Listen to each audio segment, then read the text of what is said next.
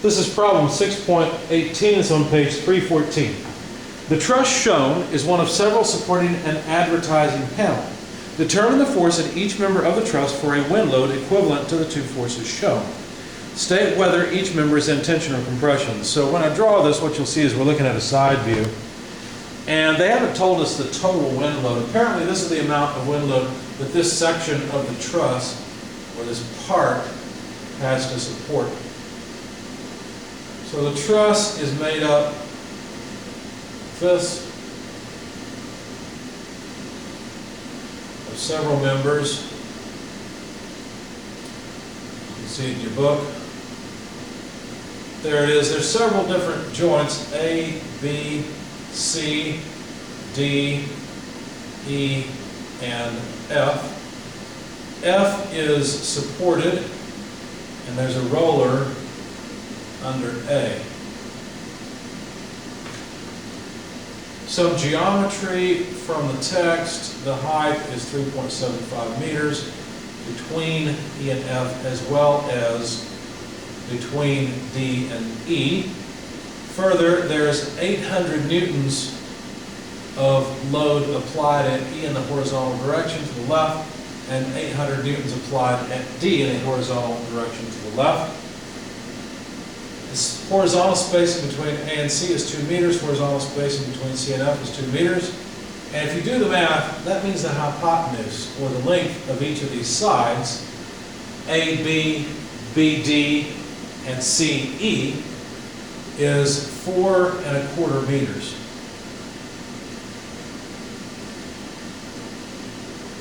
So what I did is I started off with a free body diagram of the whole thing.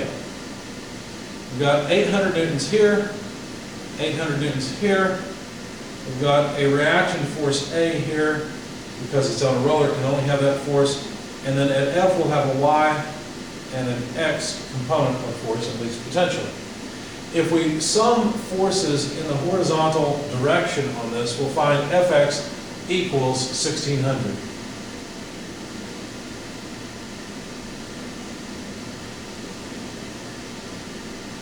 So these are the sum of the forces in the x direction. This is the force on point F in the horizontal direction. And it tells us that Fx is 1600 pounds. So that means there's a load on F of 1600 pounds, pardon me, not pounds, newtons. We're in metric units. Not centimeters. There. If we sum forces in the vertical direction, we'll find we don't have enough equations, because if we sum forces in the vertical direction, we'll have A plus Fy equals 0. Not enough information, one equation, two unknowns. So instead we will sum moments about point A, taking counterclockwise, as positive, and we should get 0 from that. It would be Fy times 4, so Fy times 4 meters, that's a positive moment, the way that I've drawn it, plus 800 times 3.75, sure enough, 800 times 3.75, yes, that's a positive moment, plus 800 times the total height. So plus 800 multiplied by 7½ meters. So 7½ meters is twice 3.75 meters.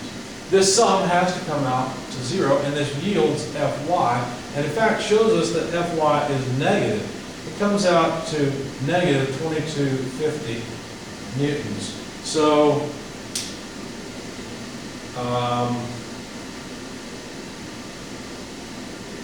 I went ahead and just noted that Fy is actually like this at 2250 newtons.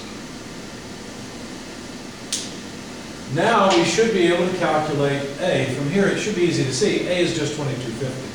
So let's add that to our diagram, and we'll be finished with the overall free body. So 2250 newtons of force up at A. So we finished the overall free body diagram. That's the preparatory work we need in order to compute the force in all the members using the method of joints. So let's list all the members. There's FC. Let's see, there's FC, yeah. I'm going to put a little dot by each one, so I don't forget that I've written them down. There's FE. All right, FE. There's CE, CB, CB, CE, yeah. There's also AC or CA, it doesn't matter what you call it. Call it anything you like. There's AB, and that's all of the lower members. Beyond that, there's BE, there's BD, and DE. So we've listed out all of the members. If you count them, 1, 2, 3, 4, 5, 6, 7, 8, 9. 1, 2, 3, 5, 6, 7, 8, 9. Yes, we've got them all. We like to know the force in each of these members. So let's begin with a free body diagram of a point. In fact, we'll begin with a free body diagram of F. F has a load of 1,600 newtons to the right, 2250 newtons down, a load FE up, and to the left CF. Now, notice I am assuming that CF and FE are both in tension. Now, it's pretty easy to see that CF has to be in tension. It has to pull in the opposite direction. Since we would sum forces in the horizontal and vertical direction separately, it's easy to see that the only force that can resist this is CF. Therefore, CF is 1,600, or FC, that's what I called it, 1,600, and it's in tension. Similarly, FE is 2250, and it is also in tension. Okay, so that's just from summing forces in the horizontal and vertical direction. Or just looking at this point, realizing that these two force sets are along the same line, they're collinear, and so they have to have the same magnitude. All right, so point F was pretty easy. Let's move on to another one. Let's move on to A. Why not begin with A? We started with F because we knew some loads. Let's go back to A because we know some loads there. If we had considered C, would we have enough? I don't know. I think we'll go to A first, but let's look at C. Well, we have CF is known. FC, whatever you want to call it, that's known. But then we'd have a load CE, and we'd have a load CB, and we'd have a load AC. Look at that. We'd have 3 unknowns and only 2 equations. So we can't solve C yet. Let me leave the diagram there, and we'll see if maybe we can use it next. Let's go to A. So A has load AB from member AB. It has load 2250 newtons from the ground support, AY if you like, or just A, and load AC. Now notice in this case we don't know 2 things. We don't know AC and we don't know AB, so we should have adequate equations to solve them.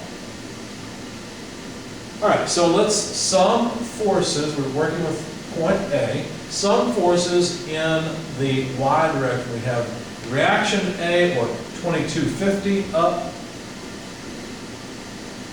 plus ABY, or the vertical component of AB. This sum has to be 0.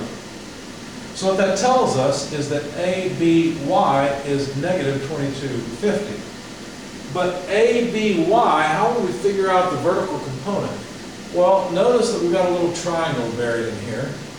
The vertical component of AB, because AB has to lie along this line, would be 3.75 over the hypotenuse, 4.25. So we have AB times 3.75 over 4.25 equals negative 2250 newtons. And all we have to do now is solve for AB. When you do that, you take the 4.25, 3.75, invert it, and multiply by 2250. It's pretty obvious AB is going to be in compression. I've chosen the wrong direction for AB. So this member is in fact in compression, which makes sense. The wind's pushing it this way, A is pushing it this way. So for AB to be in compression makes perfect sense. Let's go down to AB. Let me put some dividing lines in here so I can keep things straight. So I've got sections of 3. AB is the member that I'm dealing with. And that comes out to 2550 in compression. Then if we sum forces on point A in the horizontal direction, that should yield AC. Notice that we would have AC plus AB in the horizontal direction. Now, of course, when I plug in the magnitude of AB, I'm going to plug in a negative number because it's compression. I've drawn AB in the positive direction. As usual, we are using the typical XY coordinate system. So what this tells us is AC is just the negative of ABX. But ABX, the X component of AB would be the 2 over 4.25 side.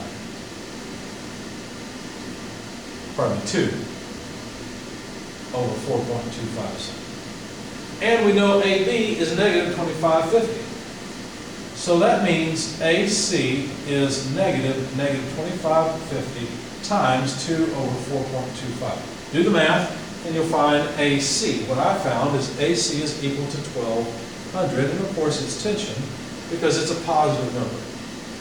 I assumed it was in tension. It came out positive, so yes, it's in tension. So we have used up point A. We can't do anything else with it. Let's move on to point C, because notice now we know AC. AC is 1200 newtons in tension.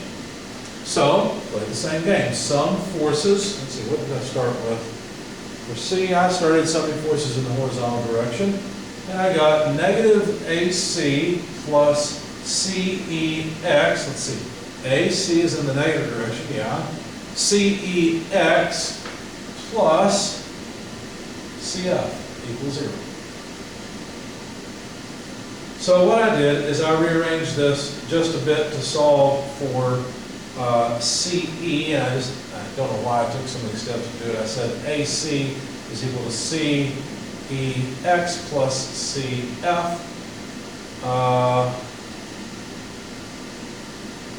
And then I said, well, CEX, myself some space, the horizontal component of CE would be 2 over 4.25 of CE. And so then I said, well, let's take AC minus CF, CE 2 over 4.25. And let's take this to the other side, 4.25 over 2. There we go. And that's CE. I know AC and I know CF. AC, when I plug it in, will be plugged in as 1200. CF, or FC, is just 1600. Both are positive. So I plug them both, they're both tensile, I should say, so I plug them both in positive. And that yields CE. So you just take 1200 minus 1600 out, we're going to end up with a negative number. In other words, CE is in compression as well. So when I did this, I got negative 850 for CE, indicating that CE is in compression. Now I've used up, well, I've got CE. I haven't used my sum of forces in the vertical direction equation yet. So let's do that. Notice that AC and CF don't enter the equation. In fact, CB will just be the vertical component of CE. Right? It'll just be the Y component of CE. So CB, which I don't know, will be equal to negative CE. The Y component of CE would be 3.75 over 4.25. And just plug in CE. What is CE? It's 850 negative. So negative times negative is positive, and we'll end up with a positive value for CB. That comes out to 750 in tension. Well, we got 6 of them down. 1, 2, 3, 4, 5, 6. We got 1, 2, 3 left to go. The ones at the top remain. Now, there's many different places you could go to. You could go to point D, or you could leave it as a check. I chose to leave point D as a check, and I'll leave it to you to verify that the solution works by considering point D. But let's continue moving along. I just next went to point B. I said, okay, we'll draw BD this way. We'll draw AB this way, even though I know in reality AB is a negative thing. It's in compression. So when I plug in numbers for AB, I'll just plug in negative of 2550. It makes everything easy and keeps you from flipping signs or being confused about the sign of things. There's also BE to the right, and there's BC or CB, whichever the case may be. I call it CB over here, acting downward. So, what do we know? Well, we know AB, we know CB. We don't know BE or BD, but we should be able to find them. So let's sum forces in the horizontal direction. We'll have BDX, the x component of that, plus BE, right there, minus ABX equals 0.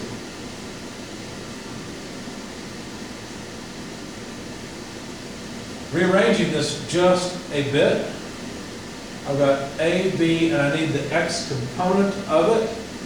Well, let's see, where's AB? It's right here. The x component would be 2 over 4.25. That will be equal to the rest of this. So we'll have BD.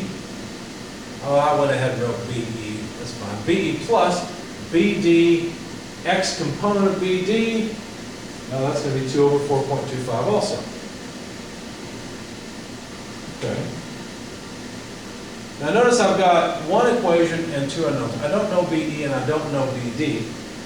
But I decided, I was thinking about multiplying through by the inverse of the fraction just to put the fraction in one place on BE, but I guess I didn't do that here. So I just called this equation 1 since it didn't yield anything yet. So we'll go for the sum of forces in the vertical direction instead and see what that does for us. So summing forces in the vertical direction will have BDY, the vertical component here, minus ABY minus CB. All of CBX downward, but only a fraction of ABX downward. And that's it. This sum should be 0. Now, BD in the y direction, BD in the y direction, well, that's 3.75 over 4.25. That's this term minus ABY. You know what I did? I went ahead and moved the negative terms to the other side as well. So ABY, though, is still needed. ABY would be 3.75 over 4.25 plus CB. CB, BC, whatever you want to call it, doesn't really matter. So then, I did go ahead and move all the fractions, in this case, BD equals AB plus CB times 4.25 over 3.75. And now, AB is known, CB is known. That gives me BD. So AB is in compression, so I've got to plug in negative 2550 plus CB. Well, CB is in tension. So 750 times 4.25 over 3.75, and that gives me BD. Now notice, it might come out positive or negative. This is not enough to bring up the 750 to cancel the negative on the 2550. So it does come out negative. That means BD is in compression. In fact, I got 1,700 newtons in compression for BD. Once you know BD, now you can plug it in here. So let's take care of that part. The question is, what is BE equal to? Well, BE would be equal to 2 over 4.25 times AB minus BD, just moving this term to the other side. We know that AB is negative 2550 because it's compression. We just solved for BD. We found that BD is negative 1700. So negative 2550 plus 1700. We're still going to have a negative number, so BE will end up in compression. Take that difference, multiply, or that sum, multiply by 2 over 4.25. And you will find that BE is negative 400. So that is compression. We've only got one more member to consider, that is DE. And so what I chose to do is to take point E as a free body diagram. So point E has, don't forget the external loads. There's an 800 Newton load on E. There's DE, which I'd like to know and I don't know. There's BE, which I've just solved for. There's CE and EF. Or FE. It doesn't matter what order you put them in. Notice that I've solved all of these things. I only need one sum to find the unknown. So let me sum forces. If I sum forces in the horizontal direction, I'll just get what I already know. Because DE will not appear in that equation. I'll have BE and CE along with the 800. And I'll use that as a check in a moment. But let's solve for the unknown first. Let's solve for the force in the y direction. So summing forces in the y direction will have DE, obviously, one we want, minus EF, minus CEY, and that's it. The CE has a vertical component, so does EF, as well as DE, and that's it. Solving for DE, we'll have CE, let's figure out the vertical component, the y component of CE. CE is here, vertical component is 3.75 over 4.25. Okay? That's CEY plus EF. I did a couple of steps there. I took these two terms to the other side, figured out the fraction to multiply by CE in order to only get the vertical component. Now we know CE, it's negative 850 because it's in compression, that's why it's negative. And EF, or FE, is 2250 in tension, so it's positive. That's it. So DE comes out in tension, it's positive, it's 1500 newtons, as I said, in tension. Now I'm not going to go to point D and sum forces in the vertical and horizontal direction as a check. You should do that, you should try it. But notice we have a built-in check here. I can sum forces in the horizontal direction, just make sure that everything's working. Let's see, what do we have? Well, negative 800 minus BE, and then minus CEX should come out to 0. Okay. So let's see. Negative 800 minus BE, well BE is 400 in compression, so minus a minus 400. This negative sign came from the equation, the fact that B is pointed that way. And BE is itself a negative thing because it's in compression. So then minus CEX. Well, CE has a value of 850 in compression. But I don't need all of it. I just need the X component of it. So that would be 2 over 4.25. Question is, does that work? Well, if you type it into your calculator, you will find negative 800 plus 400 is negative 8, or negative 400 here. Negative is positive. This is just 400. So yes, it does work, and it's consistent. Like I said, you should consider a sum of forces in the vertical and horizontal direction for point D, that joint, and verify that the force in BD and DE balance. Don't forget that 800 Newton force.